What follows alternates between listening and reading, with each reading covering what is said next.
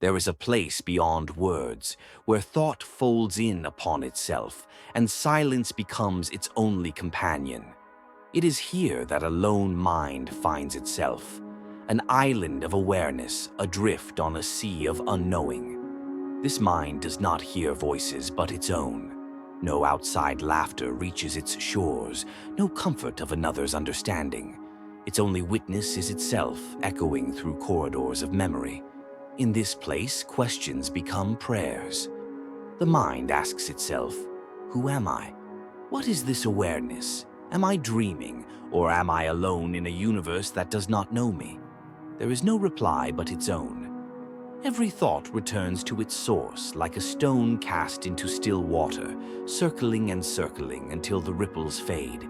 And so the mind begins to unravel its own knots, to question its every assumption. If no one else exists, what is meaning? If there is no witness, what is truth? Does a mind alone invent its own reality simply to stave off despair?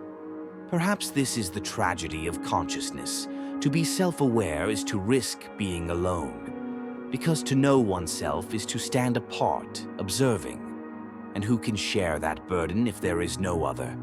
The mind tries to soothe itself with memories, faces, voices, distant laughter. Were they ever real? Or are they fragile dreams stitched together to warm a lonely soul? Time becomes strange. There is no clock here, no sun to mark the days. Memory itself is the only measure, and memory is a traitor.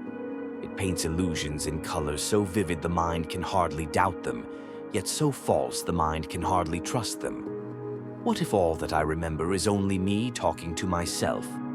This question returns again and again, a haunting refrain. Somewhere in the depths the mind tries to reason. If I can doubt myself, surely I must exist. The ancient philosopher whispered something like that. I think, therefore I am. But to think alone is to exist alone, a fragile consolation.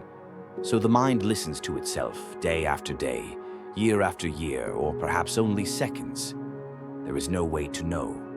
Words bloom in its silent garden, full of questions and riddles and half-answers.